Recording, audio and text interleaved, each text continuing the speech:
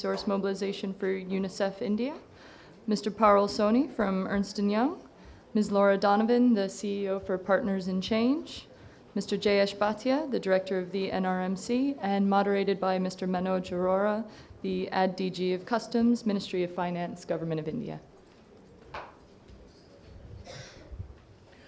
Thank you, and very good afternoon to you. We are nearing the end of the two-day conference. We've heard from various persons on the dais during the previous sessions. We've heard the government perspective, we heard the NGO perspective, we've heard the corporate perspective, we've also seen the work being done by some companies, we've seen the work being done by some NGOs. And I think the last and probably one of the most important components of this entire agenda is about disclosure, monitoring, evaluation, reporting. So this session we will have some serious discussion on this issue, because ultimately you may be doing something very good and not reporting or not disclosing, or you may not be doing anything important at all but making too much of noise about it. Both are difficult situations to manage. We have a fairly distinguished panel here, and I think all the four panelists, I'm lucky to have them as experts in their field. We would be exploring a couple of issues, and the issue which is very close to my heart is that, is it important to be socially or otherwise responsible? Is that enough, or you have to be seen to be responsible? So I am having my DNA very clear. I am socially responsible, but do the stakeholders perceive me as responsible? Am I seen as responsible? And there comes the issue of how effectively do I reach out to my stakeholders. And I'll straight away start with Mr. Parul Soni, who's advising as a consultant companies on this field. That is it just being good important, or you should be seen to be doing good? Thank you, and ladies and gentlemen, I'm very happy to be with you again today. And I met a couple of you yesterday in the evening and also in the afternoon. But I'm really delighted that you're here to listen to this. And as Manoj had said, that there's so many people who had so much experience in the audience. And we have great panelists today. So from thinking, I'll just come to what Manoj had said. And thank you, Manoj, for giving that entire thinking about how companies are thinking about the socially responsible agenda and how they should be shown and all those things. But the thinking is, as I had shared yesterday on the entire thinking about companies, what is the constitution of companies? The constitution of companies is we are all people. Companies are run by people. So when we portray that, the entire thinking about when we start a program, it can be any program which is the thinking of the board or from the promoters or from the management side of it. What is important is the impact. So what we have to really look at, that what is the impact we will be generating from that program. And the program has to have a life cycle. There has to be a start, there has to be an end. In the entire philosophy of that change, or there's a new terminology these days, is basically theory of change. The whole thinking is we have to think about how we plan. And that's the planning is important. So how do you plan a program? So when we go as consultant to companies and they hire us, what we look at is, one, have they done a baseline? And how the baseline, what was the baseline? If they have started a program, what was the baseline, how it was conducted, what were the people involved or not, what was it consultative or not, how was the thing? So what we come across in many areas is that organizations or companies don't really understand the whole concept of creating a baseline or starting from a base. Because if there is no base, it will be very, very difficult to see an impact or measure an impact in after the program ends in next 5 years or 7 years. So that's what the condition is, to look at the baseline. Then the whole aspect of monitoring comes, that how you are imbibe the entire philosophy of monitoring or creating indicators. So what we are trying to work with a lot of companies and a lot of organizations who are donor organizations are to see that, are they looking at process indicators? Those indicators are important, because without those indicators, it will be very, very difficult to measure the impact of that work. And once those indicators are set, then it will be also from the point of view of the management is to go and monitor those indicators, that are these indicators are met or not. And then the entire philosophy works on the life cycle approach, that how the work is done, how the implementation is done.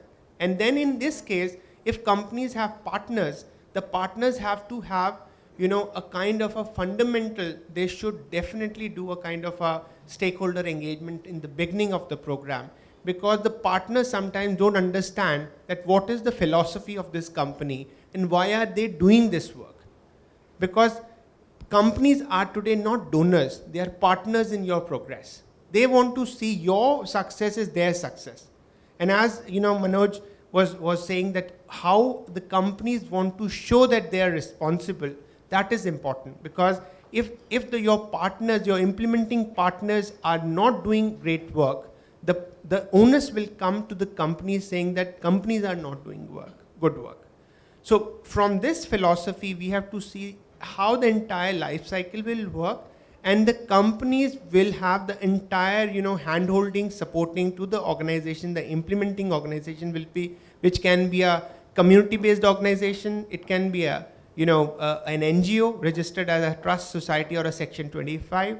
All that will happen. But most important is, we have to see that we have to be socially responsible, and we have to work in line with what is our company's objective. We have to be ethical, all those things. But also more so is, we have to see that the company, if they are doing some work, it should be close to their line of business. So I'm just touching all those things. Why? Because company, if they're doing something which is not related to their business, they focus on the work which they will be doing as corporate responsibility or social projects, they will not give you a lot of attention. So please, when you make a program in partnership with any company, please make sure that the company officials or the management or the CSR team is imbibed in your philosophy, and they should also understand what are your strengths and how you are working, and that should be entire working into your aspect and helping in creating an impact. Because the end is that we have to really work on changing people's lives. That is more important. Because in this country, what's happening is, we have started a lot of these projects, small projects. We have created islands of success. Now there's a time which is, we have to knit those islands of success and create an impact, and we have to work on that. So I'll just finish, end here, and we'll open to questions later on. Yeah, thanks, Parul. Let me rephrase my question with some policy context for Laura. You see, the government has laid down a framework in form of the voluntary aspect of NVGs and the mandatory aspect of Section 135. Now, the issue of how companies disclose their performance on these fronts is there before the government. Two things. One, whether a disclosure is required per se, so that companies are seen to be doing good work, number one. And number two, does disclosure of information on what do you do, does it lead back into putting systems and processes in place within your own organization, so that whatever you wanted to do, you do it better, because at the end of it, you are required to disclose to your stakeholders what you did and how you did it. So these two aspects of disclosures, are they sufficient to satisfy what stakeholders would be expecting from from a company, and does company itself gain value from having a system of organized disclosure in place? Well, for the risk of getting myself in trouble, my first response would be say, why the hell is it the government that has to come up with the format? If sustainability and CSR is linked to what, as Pearl was saying, to how a company runs itself and what its business is, government isn't necessarily the best organization to be able to tell them how to move forward. Moreover, India's business does not operate in a bubble. It's linked to the rest of the world. So Indian businesses are clients, they're suppliers, they're partners, they're subsidiaries, they're sometimes owners of foreign companies. So how Indian companies address CSR can't be completely disconnected from what's happening in the rest of the world, even if the Indian government is saying do it X and not Y. Despite this, the Ministry of Corporate Affairs actually came up with very inventive guidelines in terms of how companies should look at CSR, but how that should be reported was purposely left relatively free, and I think rightly so. Again, how each company is going to self-assess and report is going to depend on the maturity of the thinking in the organization, the sector of activity it's in. I mean, fundamentally, no company wants to come out and say, we haven't thought about that. So the fact that these guidelines are in place, in the case of the 9 principles, pushes companies to look at these issues. But how they address them has to be done internally. How they set up systems, how they do reporting, and how it gets embedded is going to happen much easier if the framework isn't coming from the outside where you just have to check boxes. So I think having something like the SEBI requirements of reporting on the National Voluntary Guidelines will start the process, will get companies thinking. It'll be a long process, it'll be frustrating for many, but it's going to be a way of getting the ideas embedded rather than just saying compliance, check, check, check. You won't get into trouble for saying what you have, because it's a free-flowing platform. Let me look at this perspective from the UNICEF scheme of things, because they also operate a number of projects in a number of countries, and they would have a fair idea of how they relate to companies, if at all they work with the companies in different jurisdictions, and what kind of monitoring, evaluation, assessment, baseline surveys, as Parul was saying, and disclosures they have in different jurisdictions, and particularly in India, and how does this cross-country experience relate? Thank you very much. I believe that what Parul was saying is very true, and this is one of the things that UNICEF is very particular about, will be the impact. In fact, we know, and it's quite clear that businesses will have an impact on the society and human rights, happen what may. And the way they handle their businesses in terms of operation, they have an impact on their employee, on the marketplace, on the workplace, on their workforce and others. What will be important is to ensure, in fact, that they can monitor. Before the reporting, for me, the important part, it's the monitoring component. The reporting come after. It just comes that you are able to monitor and you are able to check if what is the impact and if it's positive or negative, and trying to lessen the negative part and increase the positive one. And then when you are able to monitor that, then after that you can have the transparency and the disclosure. But the important part for me is to ensure, before the transparency and the disclosure, to ensure that within the company itself, you can monitor exactly what's your operation, what are the impact of your operation on human rights, and especially for UNICEF will be on children's rights. That's why UNICEF, and to bring in a kind of a global aspect to it, UNICEF has worked with the Global Compact and Save the Children to define, in fact, what we call the Children's Right and Business Principle Initiative. And that give a list, in fact, of 10 principles that corporates should follow if they want to ensure that they will, again, maximize the positive impact that they can have on children's rights and lessen the negative one. And that's give a kind of a monitoring framework where companies know exactly what they have to check and where they have to check it between the workplace, the marketplace, and the community, and what are the different criteria and indicators that they can follow. And then when they have this clear monitoring framework, they can understand what is the impact of their business on human rights or children's rights, and then at that time they can report and disclose what they have done to, again, to lessen the negative impact and increase the positive one. Thank you, Clément. Let me turn to Mr. Bhatia on this, because he works at the interface of corporate sector and the civil society organizations. And I think the issue of monitoring, the issue of impact, and the issue of disclosure would be the areas where he would be required to advise this side as well as that side and ensure certain integrity of the processes. What's your experience with this? Thank you. I would just like to correct, sir.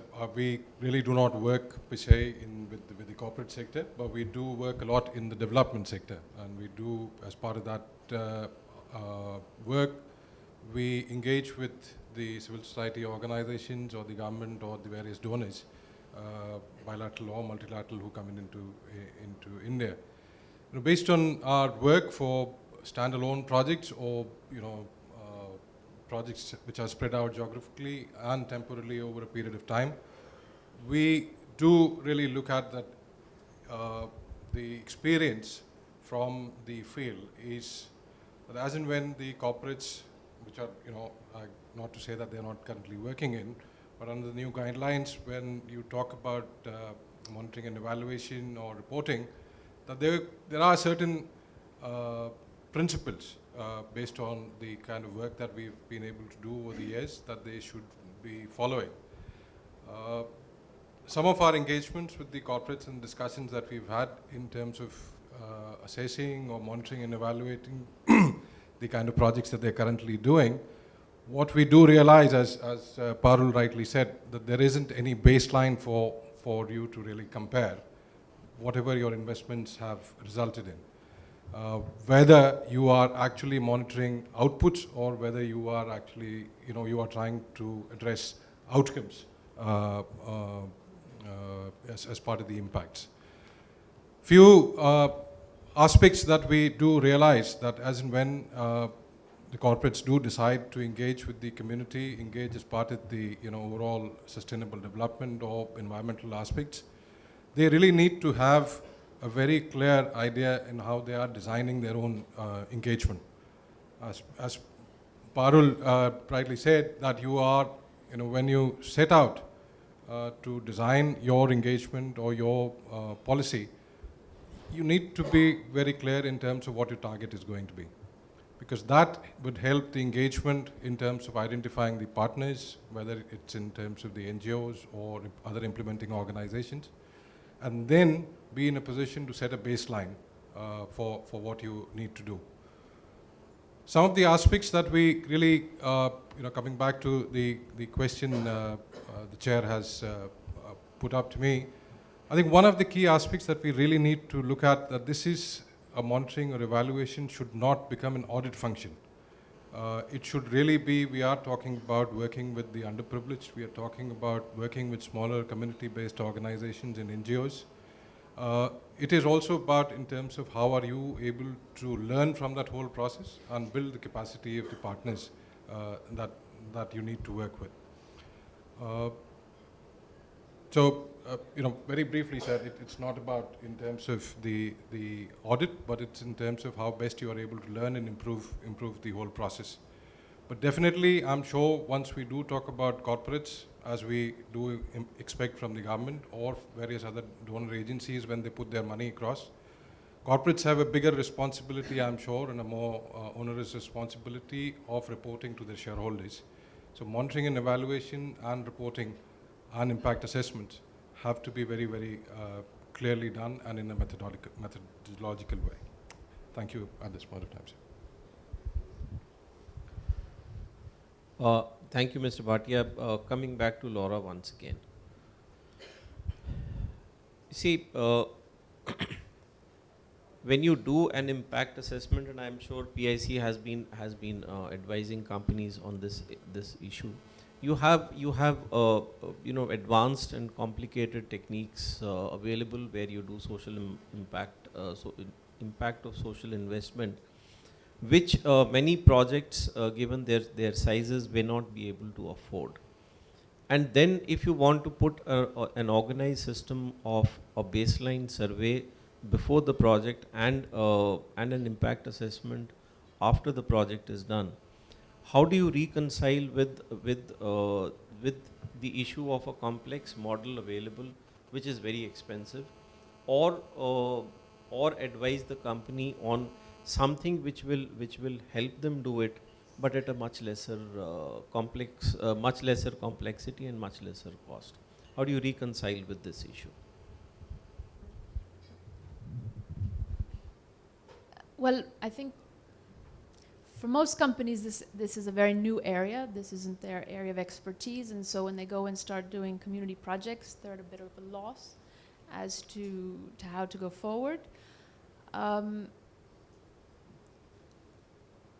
I guess what we tried to do is get them to understand what are the advantages of going to something very in-depth, but recognizing that that's probably not an option, and therefore what are the minimum amounts of information that are needed to make this a clear project. But we also tried to do it in a way in which companies start to understand, again, as Pearl was saying, what is the link with their actual business. So there is this tendency in companies today to work on what I call the triad of CSR, which, health, education, and livelihood, without asking whether those are the needs that the community has to begin with, and whether those are the needs that the community is going to look at the company to meet. So I'll give a very good example. We did an assessment recently, an impact assessment, so the project had already begun, for a UP-based company. They had set up a project around their sites, and it was their production site was one of the largest in the community. So they had set up a project on education, they had a project with health, and they had a project with livelihood. And when we went in to do the assessment, they wanted to know what is the brand visibility and how is the community viewing the company. And as it turns out, there was no baseline study, so the assessment could only be qualitative, but we were able to see nonetheless that progress had been made in terms of the statistics in the education program, and that one example worked very well. Health, likewise, it wasn't associated with the company, but it was well perceived. But fundamentally, the company's projects had not responded to what the community was looking for. At the end of the day, as a large employer, the community wanted jobs. And so no matter what good projects were being done on health or education, the fundamental need of the community wasn't met, and therefore the company was always going to have, there was going to be a level of dissatisfaction with the company. So what we talked to the company about is, again, it's not going back and doing a solid baseline study, but reconnecting with the needs that are, discussed with the community as the place to start. And therefore that can be done without, expensive processes. It's just about asking the right kinds of questions. Yeah, that takes me back often to the NVGs and its principles and core elements, where this issue was very much discussed and debated and put in the form of a principle that the companies must engage with the stakeholders, and communities includes the stakeholder. Communities are included to find out their requirements, as Laura very rightly said, and then undertake activities which will result in the positivity of that impact, as Clemo was saying. Parul, you've also been doing this activity as a consultant. What is your experience on what Laura has just said? So, And you're free to quote examples. yeah. What's happening is, as Laura had said, it's a nascent stage in India, and if you look at other parts of the world, if you look at the Western model, or you look at the Nordic model, which is the Swedish way, or the Norwegian way, or the Finnish way, the Nordics, you see that when they start a program, for example, let's take an example of IKEA. IKEA works with UNICEF, and we have also worked with them. The thinking is, when they started this program of working with children, there was a thought behind the entire process, that they want to create, or they want to invest X amount of money on, for changing children's lives. So the whole thinking started from their country, and if for your benefit, IKEA is not a public limited company; it's a family-owned company. It's still a family owned. So it's not that, you'll see that, they are subscribers and all those things, they have to do, all those, they have to disclose and other things. The thinking is, we have to see that the companies have to have a process or a thinking that this is important. For example, when we talk about baseline, why is the baseline important? For example, if you are working in a district in Maharashtra, what is needed is, you have all the indicators today which is government is publishing. Maybe outdated, but they are available on the net, and it's available if you want to go to census and all that board. From today, you can monitor things at 124 indicator level. Then you funnel it. You can come to 96. Thinking about where the focus is, and then you can funnel it down to say that what will be what your program will entail. So when you will be coming down and funneling down to say that what will be the indicators, or what indicators will be helpful for you, it is very scientific, because if you will not think about those indicators, you will be making or you will be thinking of a program which is not need-based program, or it is not a consultative program. So for example, there are a lot of people who know about LFAs. How many people know about the log frame approach? And how many people will agree with me that when a donor tells you that, or a company will never tell you a log frame, but any donor will tell you that I want to see a log frame. Lot of the approach is, people sit in the office and they start creating a log frame. It's not created like that. It's a very, very consultative process. If you want to see from the scientific point of view, you have to have a kind of a problem analysis. You have to create a problem tree. You have to do an objective analysis. You have to do a lot of things to come up with a perfect LFA. The problem is, we are not investing time in thinking about, one, what is the need of the community. The second is what we want to achieve. When we create a vision in all organization, many organization I can say around the world, when I look at the vision of that organization, it's so large, it's so broad, that you can't sometimes meet that vision. It says changing lives of children worldwide. The thinking is, today you can't, with your small pot of money, you can't. So coming to that level, when we look at the entire impact, or there's a new thing which companies are today really working, is impact investment. They are looking at that they are investing in the society. They are giving you an impact grant. That is the impact grant, and that's partnership which we are looking at. So be very careful when you have to carefully look at what objectives, what programs you're doing. When you're doing these programs, it should be viable enough that it should be helping the people. The end result are, who are your main stakeholders? Your stakeholders are your people. And when you are looking at those people, you are answerable to those stakeholders. Not donors are important, but the main stakeholder is the people, where the community where you're working.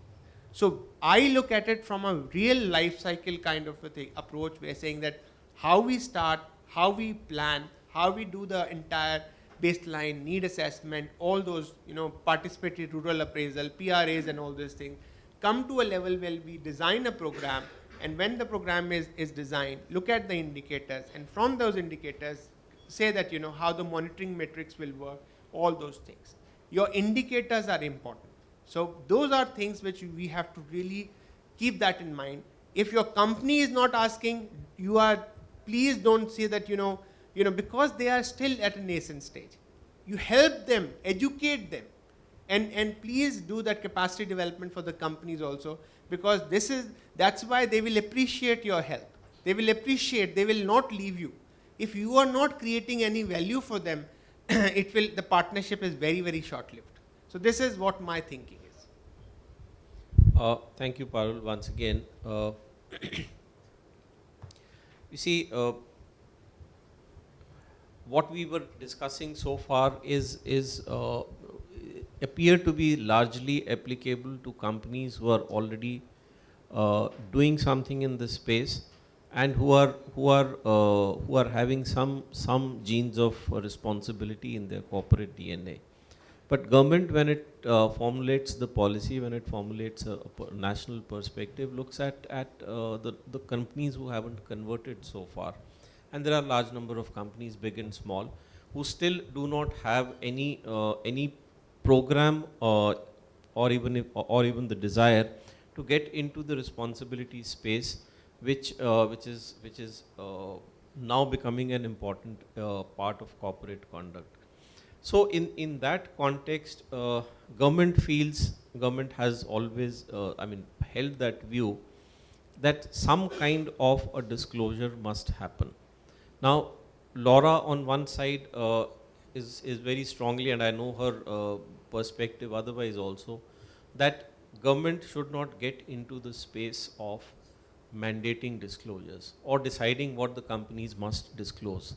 But at the same time, when you talk to companies, when you talk to stakeholders, they say unless government mandates, unless government tells us what to disclose or what to report on, we're not going to report on anything.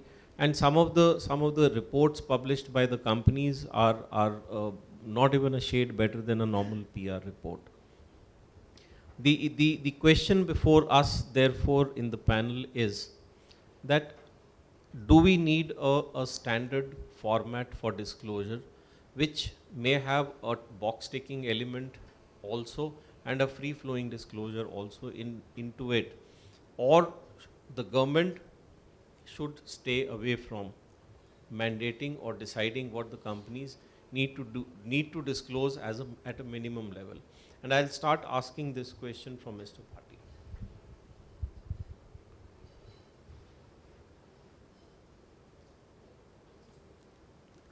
I think from a perspective as you very well articulated in terms of what the background is, and once you are mandating for the companies to disclose, I'm sure the demand is going to come back is, give us a format, give us what we need to disclose as part of our mandate.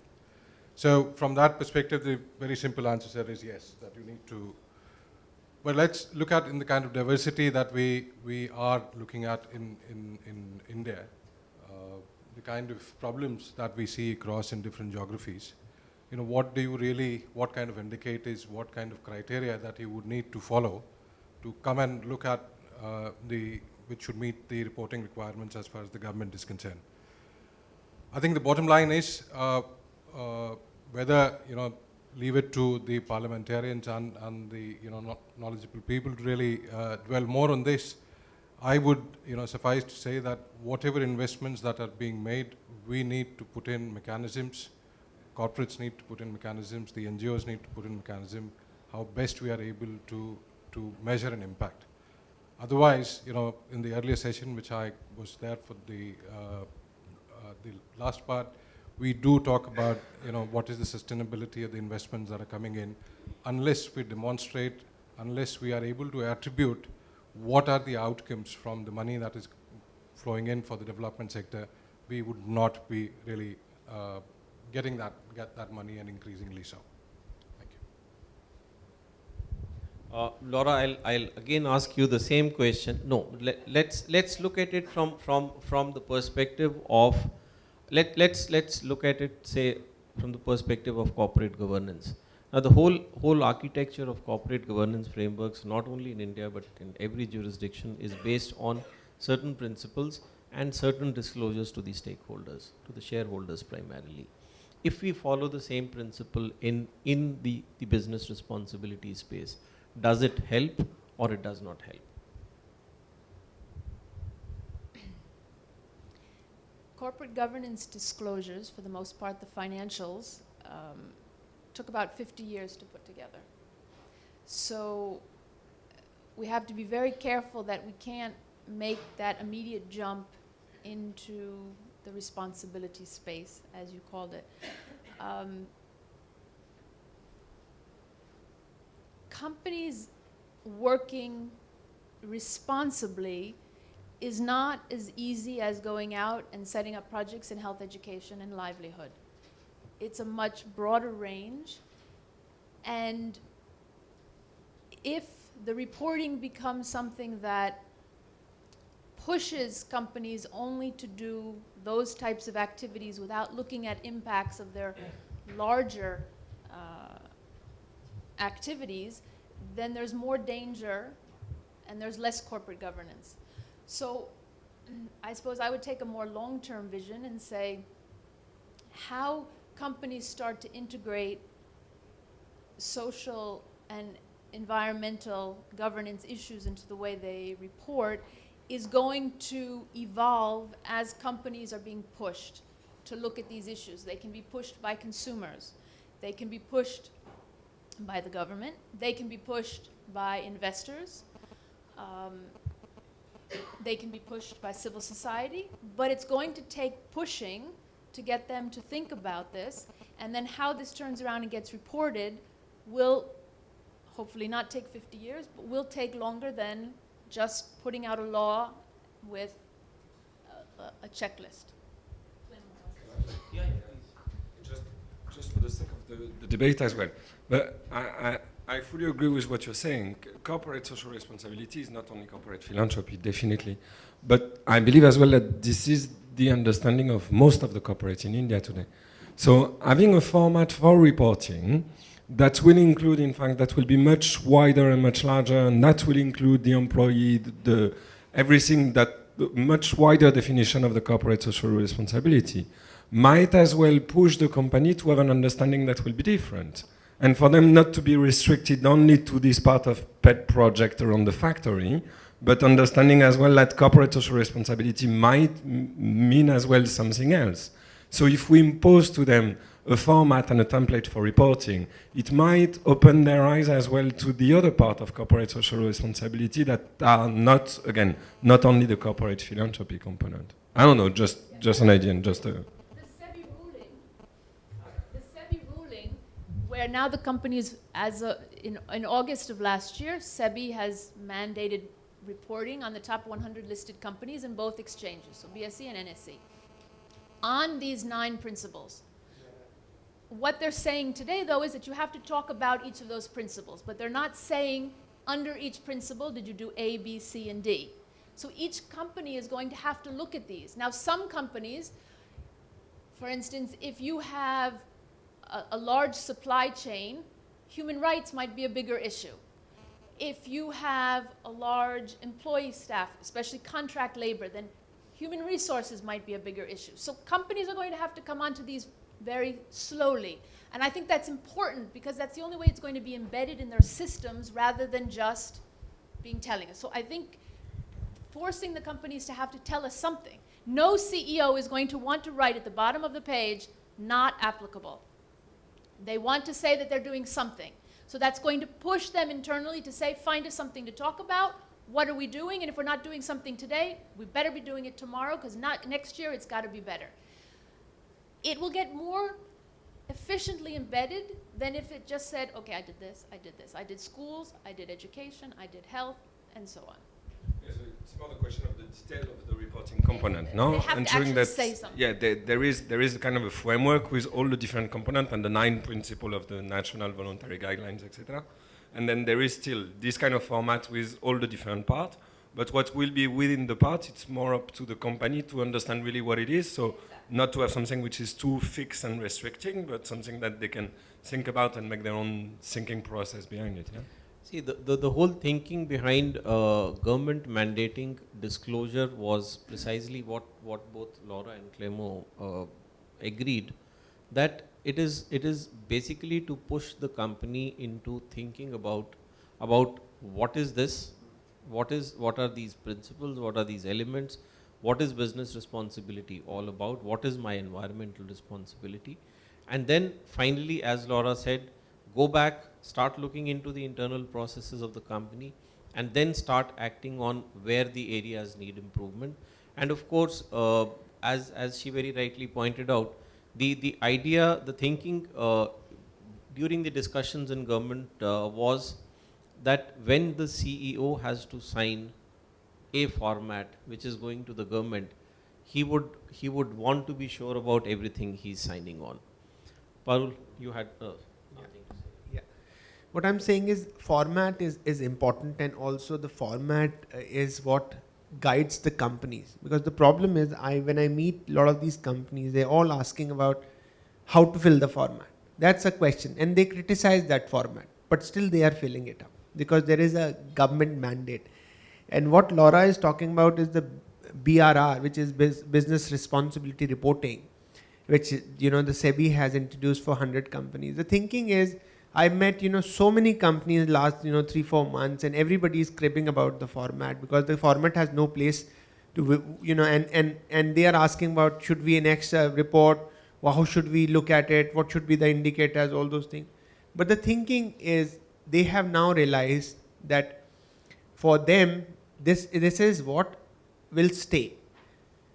And if you look at the new companies bill, the clause 135, it clearly says it is a statutory provision and it's a mandate. So the government is clear, and it's in a very clear way it has said that this is come as an act through the act of the parliament. So the thing is, companies can go here, there or wherever, they have to report.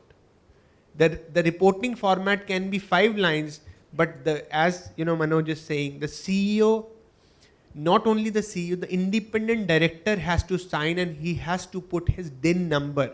DIN number is a director's identification number, which is given only after verification of your address. So that director cannot run anywhere. So that is he or she will be personally liable, responsible for the doing of that company when it relates to the whole CSR. So it is more than ticking the box. It is more than what it is, looking at how they have to look at. When we are talking about the impact will come later on, but they have to report, and reporting is important, and spending is not important. So there is also a confusion there. And a lot of companies are saying that, spending is becoming important. The thing is, if you look at the entire bill, the spending is not important, reporting is important, and there is a liability there. So those are things which we have to look at, but guidance is important. So Manoj, what is happening is, companies are asking about, what is the guidance on this? That's why, a lot of companies are today waiting for the rules to come and all those things. They want to comment and all. So they want to have a dialogue. Then a lot of people are saying, no, these rules are useless and all those things. That is their way to do it. And this is what the thinking will work. For example, I can give you example of other countries. In Denmark, when this kind of thinking came, the government ordered that if you are not engaging with the community in terms of, if you're not working on corporate social responsibility, you have to shut shop and go. So the thing is, this is also not new in other parts of the world. In UK had the first cabinet minister on CSR. So the thing is, it's happening around the world. It's not new for our country, but the thing is, we are the first country which has made this as a statutory provision, a mandate in an act of parliament. That is what it's happening. Parul, let me share with you, while though not being officially responsible for doing anything on this space, Uh, the act is before the Rajya Sabha, and there's every likelihood that it will be passed in the second half of budget session, after which it formally becomes the Act of Parliament. The rules under Section 135 are being finalized, and at the right moment they'll be put out in public space for consultation, and the ministry would be looking forward to comments from one and all on that. And I'm sure there'll be lot of comments which will be there. And as the government functioning stands today, all these comments are taken into account, and the draft rules do get modified. But having drafted the rules doesn't end the guidance part, as you said, and that is why the extended arm of Ministry of Corporate Affairs, the IACA, is reaching out to various stakeholder groups, various organizations, and trying to get people together in events like this, so that we can discuss, we can debate on these issues, and every bit of learning from such events is fed back into the government system, so that the process gets refined and the understanding builds up.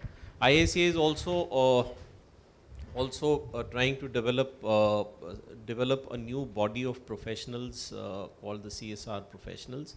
They're trying to develop capacity building programs. They are also undertaking training programs for the independent directors, who will ultimately become responsible for overseeing the CSR projects of the companies.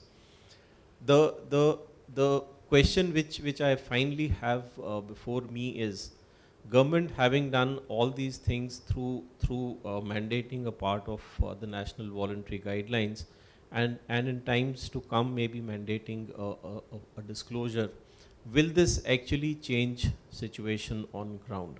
Will it have a positive impact at the aggregate level? If yes, how much or to what extent, and if not, why not? And let me come back with this question to Clemo to start with. Do you feel that the government's involvement in this agenda, starting with the national voluntary guidelines, mandating a part of it, building capacity of companies and stakeholders, and then probably mandating disclosure, will it lead to a positive impact? I hope so. I don't know. It's a tricky question. Hopefully, yes. I do hope so, that it will make a change. That means there will be a strong focus from the corporate regarding the impact that they can have on society. And that's, anyway, it's always good. They will have to look into themselves to see exactly, especially with the national voluntary guidelines, to see what is their impact and to try to mitigate the negative impact. After that, the provision on the new company bill, the impact that might have, there will be a huge afflux of money, of funds, and especially for corporate philanthropy, because still, even so, we know that CSR is different than that. I'm quite sure that 75 to 90% of the funds will go for corporate philanthropy. It will be very useful if there is a clear monitoring and evaluation framework which is at the end of it. If it's just to spend the money for expenditure, that means you will have a lot of money coming. And I've seen example in India, as I've seen in other countries. And just to give you one, in other country, for example, in Africa, I was visiting an hospital, a primary health center in a small village in Africa. And they were, in fact, given by a company the full equipment for an operating room. And everything was new. Except that, unfortunately, there was no electricity and there was no doctor to make the equipment work. So the equipment was lying for the last 2 years and it was dusty and nobody was using it. So it's to create that, and then after that, when you do that, you raise the expectation of the community around, and at the end of the day, that's not only it doesn't have any impact, but it can have a negative one.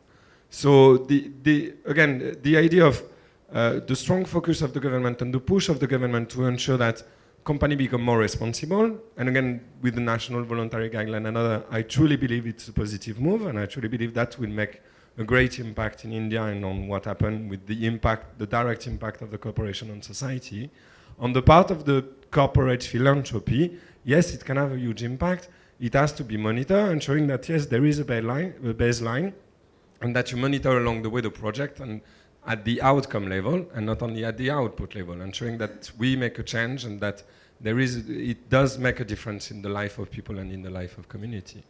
And then after that, for me, the impact that could have as well, it's not only in India, but it's worldwide, as again, India will be the first country where it will be enacted. That could have an impact as well on other country. Other country will look at India and see what's happening. And they will look very closely to see if that's any kind of positive or negative impact. If it's handled the right way, and then after that, I believe that the government as well has the responsibility right now that they are the one pushing, not only to ensure that everything could happen in a positive way, but as well to try to consolidate also what is the impact. And not only for corporate to do pet project every now and then, but ensuring that we can have at a higher level a consolidation of in terms of expenditure, but as well in terms of direct impact on the field. What is the impact of this new bill? And the impact of the new company bill, it's not only a project for a community in one specific village, it's the fact that thousands of companies will do the same. And does that will have an impact on the society at large? That will be very interesting to measure. Laura, will it lead to change of corporate conduct and behavior?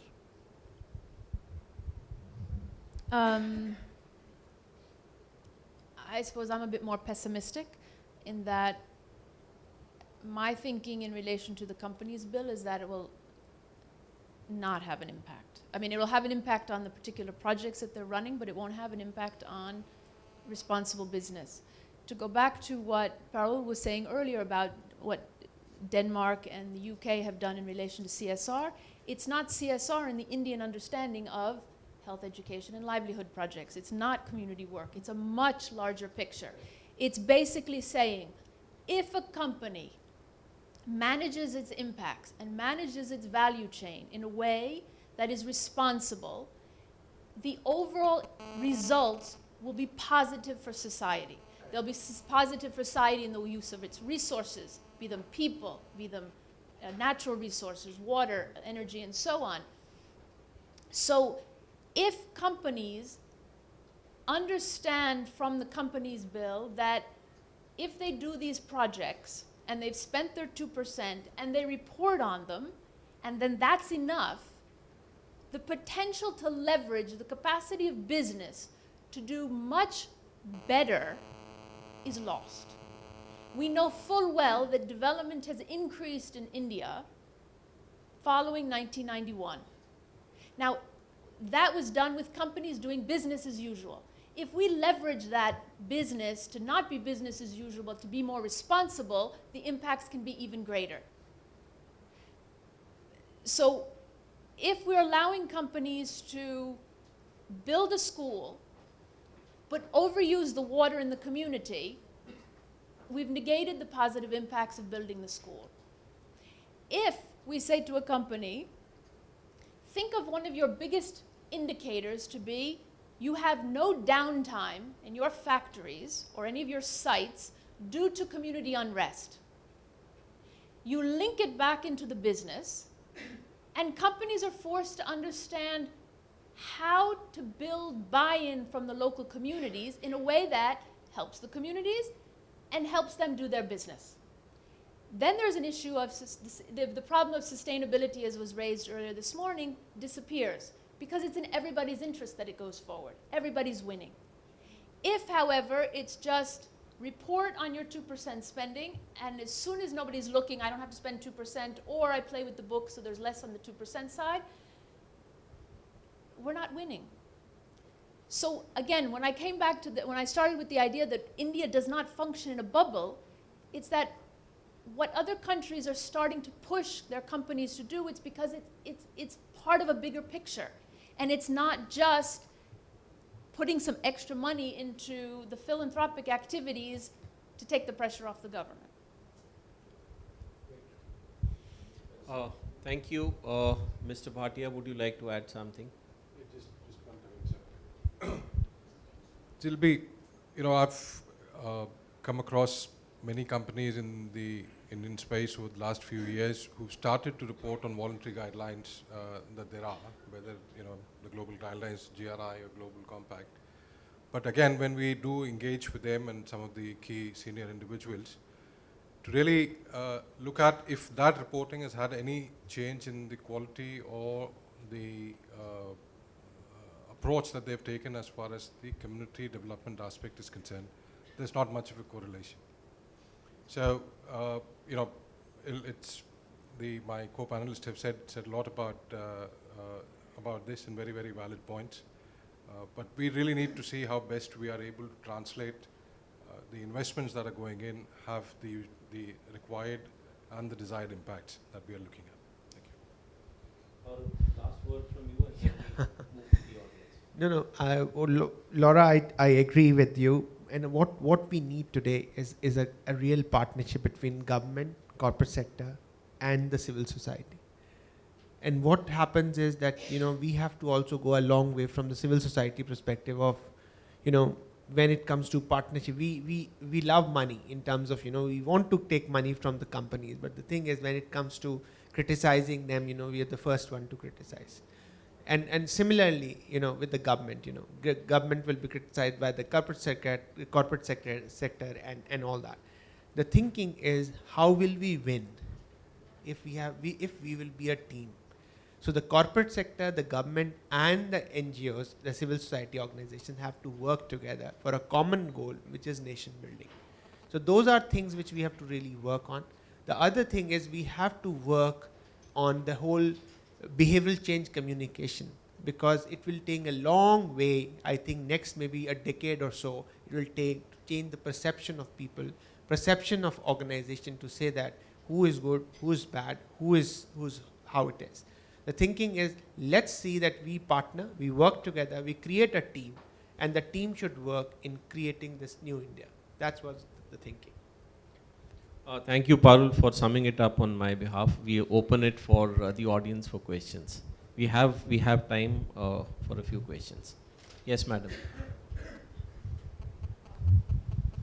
I request the chair to allow me to cite an effective case study under external evaluation. May I? First, when we were getting the funds, I am talking about an NGO called Desh down south. When UNICEF funded our project, 1 year, 3 years after the program completed, then about 7 months later, UNICEF themselves came and evaluated the program. But that, I believe, it was a little subjective because they were the donors and we were the players. So they were assessing the social impact. Much later, between 2000 and 2004, we got $1 million grant from the Bill and Melinda Gates Foundation for reproductive and child health in 6 cities and 5 states. And though it was not in the budget, with good consultation, we got the premier institutions as external evaluators. We were transparent, we gave them the materials, we gave them everything, the methodology. We were confident that that has really served the purpose. For example, TIS evaluated Bombay program, ASCI evaluated Hyderabad program, and St. John's Hospital evaluated Bangalore program, and 3 other premier institutions. Let me not take your time. And St. John's Hospital found out that the women were doing very good work under RCH. The men's groups were not involved. That was the midterm evaluation. So the program players, they took it so seriously that at the time end evaluation, which was coordinated by a Harvard professor who was visiting, that really made an impact. That was the social impact that St. John's Hospital gave us a call and said that it was an excellent impact. I have never seen the men turning the corner like this, like women. And I think external evaluation was not mentioned. They would be definitely giving the objective evaluation, assessing the social impact. And that is the culminating point. And that shows where we are. The corporates and the NGOs who really benefit by an external evaluation. Thank you. Yes, any questions? Yes, sir. Yes, madam, Yeah. at the back. This is for the panel, but particularly to Paula, Laura, when she mentioned about case CNA project they did in UP, that the community wanted jobs, and that was not achieved. I would like to, if you can share with us that many a times there are a lot of corporates who go on doing CNA, community need assessment, and then they don't take up a project because it's not fitting their requirement. Under those circumstances, if you go as a new person again in that area, the community doesn't want to even respond. So if you have come across that, how you have tackled it, I would like to know. That's one. And again, when you mention that it's mandatory or voluntary, I want to share that the consumer in India is still not as aware as we have it in Europe and West to ask a company that what you are doing as a responsible entity. So, Okay. So for the first question in terms of how a company meets the needs, again, what has happened is that companies have said, we need to do activities to meet the requirements of the new company's bill, and we will have to do in certain activities, and therefore we're going to set these as our priorities, and regardless of what's out there, we're going to work on subject A, which is again a problem because it might not be what is most useful in that community, and which can only be decided if you actually identify your stakeholders, map your stakeholders, meet with your stakeholders, and start asking pertinent questions. And again, also recognizing that based on the type of activity that a company does, there might be certain types of projects that would be much more interesting than others because you can bring the capacity of the company in there. So again, my fear of this checkbox reaction is just that companies stop thinking and just go in and do something because they have to spend the money and show that they've done these types of projects. And it's counterproductive. Because on top of it, the companies are very convinced that they are doing good work because they haven't made the click. Like I said, they haven't associated it with their own business, so they don't make that connection. In terms of the consumer, I think it's very important that we recognize that all of us here are consumers, and how we buy is going to push companies to act. And that even if we're 1 out of 1.2 billion, we still have to make an effort. When I started working on this subject back in 2000 in Europe, consumer awareness was still quite low also. But this can change quickly, and it will change in India, and they won't have so much to catch up on because they've got models from outside.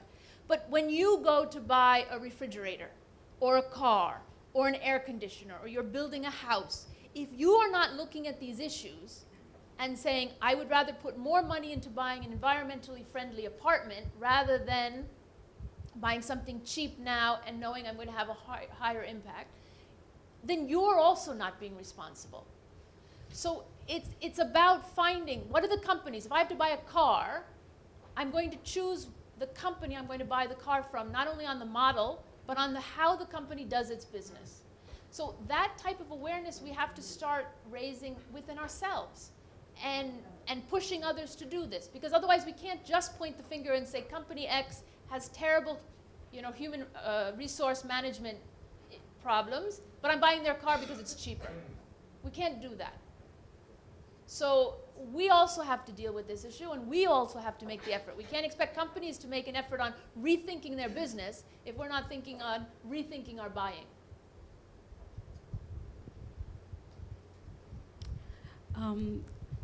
Thank you for the insights, firstly. My question, while we welcome the new bill as a mandate, I would second Laura with a little skepticism about due to the sheer large volumes of companies that we will be dealing with in future post this mandate. Does the government, or have you thought of a process, or do you have a mechanism to monitor and validate the impact or the reports to keep in check whether this is going to be just a number game for them to project for brownie points? Is there a mechanism in place? That's my question. Well, I suppose the question is directed towards me, so I'll answer it. Well, the thinking in the government is that for a company, it is the stakeholders who will evaluate what is this report, whether it is meaningful, whether it is of any use at all, whether the company was honest in designing the project and implementing, and whether it was truthful in disclosing. So it is for the stakeholders, and stakeholders includes everybody, government being one of them. Now, as of now, to the best of my knowledge and understanding, there is no thinking in the government that we will start, we'll receive the disclosure, the reports under section 135 and start evaluating them. Government does not think it necessary at this stage at all to do so. It is left to the stakeholders. Now, tomorrow, 5 years down the line, 10 years down the line, as the reporting matures, or depending on what stakeholders feel, a rethought could take place. But as of now, on the part of the government, there is no thinking of that kind. Sir, I run a research and consulting firm. I have a perspective on what was being said, but I should not be mentioning that. So let me go directly to the question which is addressed to Parul. Most of the time, companies, when they want to conduct a baseline, they are more interested, ye survey ho jaye. This is the last form we had, and can you just do this? You talk to them, okay, let me at least add value to your questionnaire or whatever, because if these metrics which you mentioned are not put into place yet, and then after the survey is done, then the company wants to think about those metrics, then it's not possible to go back and get that data. So why, and I'm asking this to you specifically, and then maybe Laura also, why do people not give that adequate importance to research at the baseline stage? And what can be done to propagate this? I'll take it from a different perspective. What happens is, when we go to, we in terms of a lot of my fellow consulting firms, smaller, bigger, boutique, or whatever, we go with a very complicated methodology. We go with a methodology which says we have to do a household survey. We have to do face-to-face discussions, all those things. The problem is with us also. The company does not understand the mechanism or the methodology of baseline survey. What we have to do is we have to strengthen what government has done. Government has done the NSSO. Government has all the data collected on health, on education. You have, if you look at all those, surveys, what the government has done on primary education, secondary, all those, everything is available today. The thinking is we have to build from there. The thing is we scare them. Baseline, there's no need to duplicate the effort and create a external, another baseline. What we have to do is we have to look at the database. We have to help and make that robust enough that there is, but the scaring part is also done by us, I'm telling you. So I'm very frank with, because I've done so much and worked with so many organizations and looked at all the things. Companies get jittery when they say that this process will take 4 months. After 4 months, we will do 2 months consultation. After that 6 months, we have to correlate to them. The whole year will go in consultation and democracy.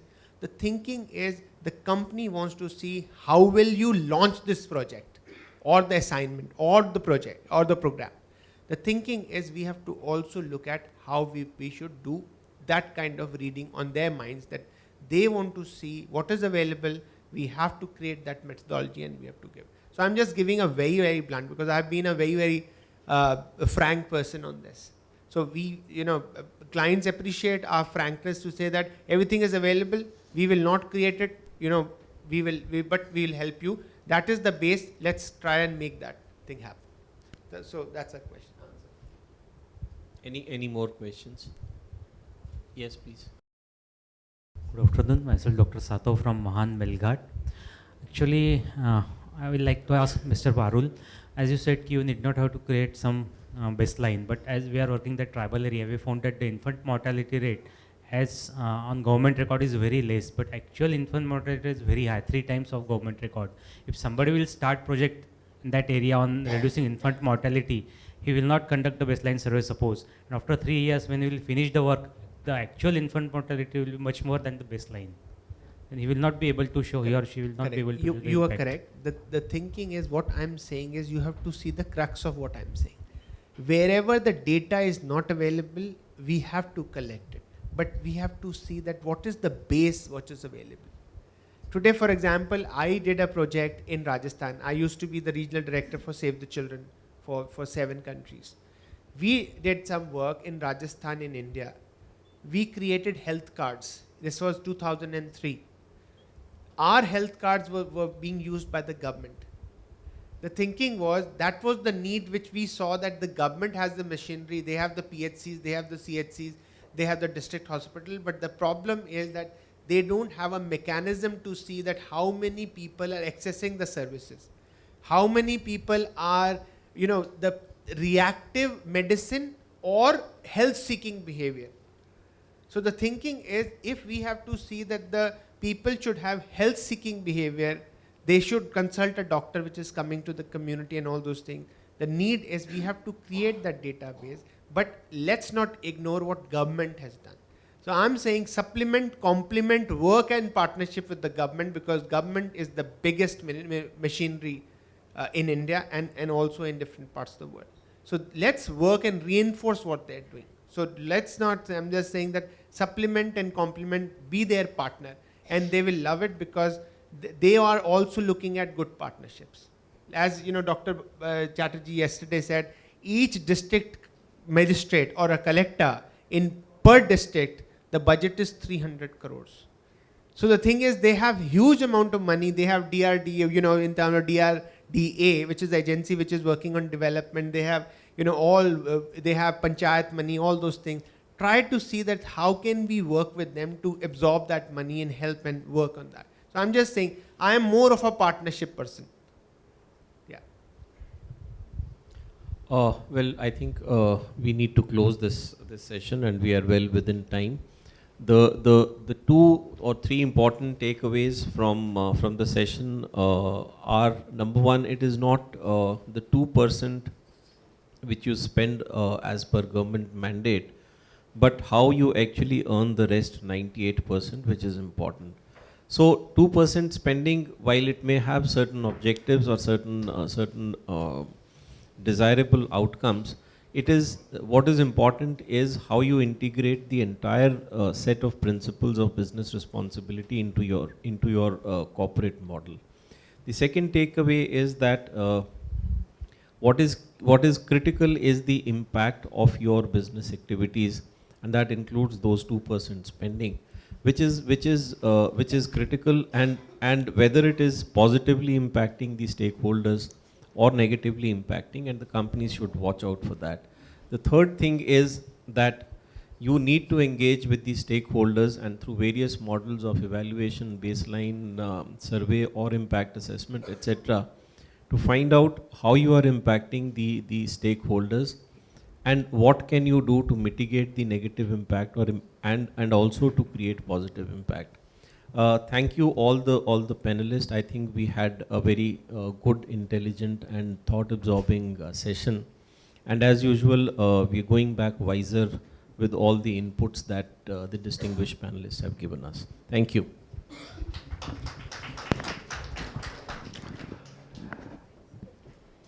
Mr. Manoj Arora, thank you so much. As usual, you're brilliant in your moderation. Thank you. Mr. Parul Soni, thank you so much for once again being here and helping us out. Thank you. Clemo, welcome and thank you. Laura, thank you. Jayesh, thank you. A small little memento from all of us. Friends, I think we are closing. Thank you for being here. The lady first.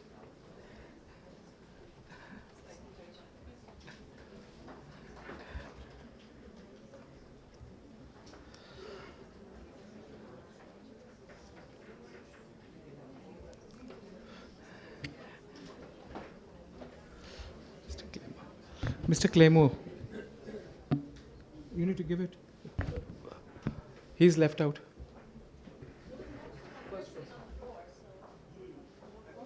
No, it's for him.